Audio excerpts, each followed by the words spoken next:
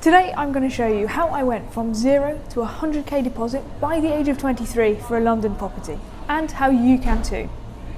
Two important things before we start. Firstly, this is not financial advice. This is here for information and entertainment purposes only, and it's not intended to replace financial advice. Secondly, this is not a flex. There is no "here's how I got rich" subtext, because frankly I didn't. If you're here to see how young people get rich quick, then this is not the video for you. What I want to show is how an ordinary person from an ordinary background can save a significant amount for property through a combination of hard work and good luck. Now that's out of the way, let's crack on. There's three key things I want you to bear in mind as I share my story. The first is compound interest. Compound interest is your best friend, and it's the reason that the best time to start saving was yesterday. Secondly, risk. Know what risk is and how much you want to take. You'll see that this is something I got wrong, and I went too low risk when I didn't always need to. The third thing is eyes on the prize. Aggressive saving isn't fun, but it's about making a short-term sacrifice for a long-term gain. We're not just going to talk theory. I'm going to show you the actual numbers along my journey to saving for a 100k deposit. So, where did it all begin? It's 2012. The Olympics have come to London. I'm 18, leaving school. Other than the nominal amount that I had from a previous tutoring job whilst I was at school, plus the EMA allowance, those were the days, there was not much to my name. Between leaving school and starting university, I was rejected from every single job I applied to, so I started my own business, and I'll talk about that more in a future video. But all in all, this meant that when I started university, I had £400 to my name. I, like most students, took out the full maintenance loan, which at the time was £9,300. This got paid in instalments of £3,100, and this is where it all began. First, I worked out what the minimum amount I always needed in my account was. This was the emergency fund. Living in London, I calculated this as 3 months rent plus 2 months bills plus 1 month food. And this came to £2,000 in total. 2012 was also the year the Santander 123 account was launched, and that offered 3% on savings up to the value of £20,000. So now, your current account could also act as a bit of a savings account too. Every little helps. Now that I knew 2,000 was the minimum amount, anything above that could get siphoned off and put into savings or ISAs. As I said before, I was very risk averse, so everything was through either stocks and shares or cash ISAs or savings accounts, and that is as adventurous as I got. So let's break it down. £1,100 came immediately from my student loan. Multiply that by 3 instalments, that's £3,300 per year I was taking from my maintenance loan and putting in my savings. I was also from a lower income background, so I was entitled to a bursary from the university. That was £2,000 per year. We're now at £5,300 from loans and grants alone. I always had at least one job all the way through university. Now, it wasn't life-changing amounts, but £200 a month always went straight into the savings. Universities are also known for their long summer holidays, and this was a great opportunity to earn more money.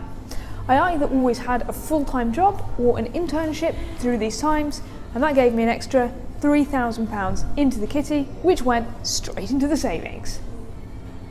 So when you add up the birthday, Christmas money, plus the odd prize winning, then the total amount I saved per year was £10,800 whilst at university. Pop that into an ISA or a savings account with a half decent return, and it soon compounds. During final year, I was feeling more ambitious, so I tried trading.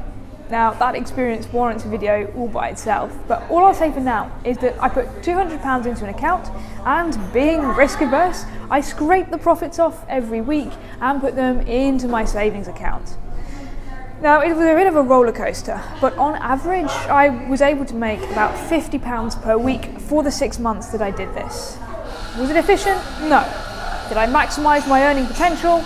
No. Did I buy a yacht? No, not even a toy one. But I didn't care. It was the most risk-averse way of giving it a go. So, with everything added up, the total amount of savings I left university with was £36,000. Now, I still went out and had fun, I made loads of friends, but this was a really solid foundation to build on. And remember, our compound interest is our friend. That's that happily compounding away whilst I did my next 2 years on a graduate job. I started my grad job on a 30k salary.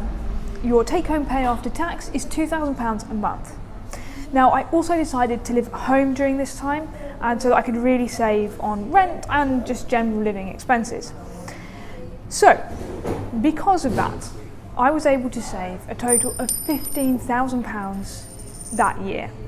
Again, put that into a combination of savings and cash ISAs, and that compounded away nicely along with the uni savings. Now we come to the final year of the graduate programme. At that stage, my salary increased to £35,000, and again, through living at home, I was able to save £1,500 per month. Now, let's be clear, that year was tough. I dug out my old bike, I cycled to work, in fact I cycled or walked everywhere. I drank a lot of tap water, and since I worked for Sky, we had free internet, you get the idea.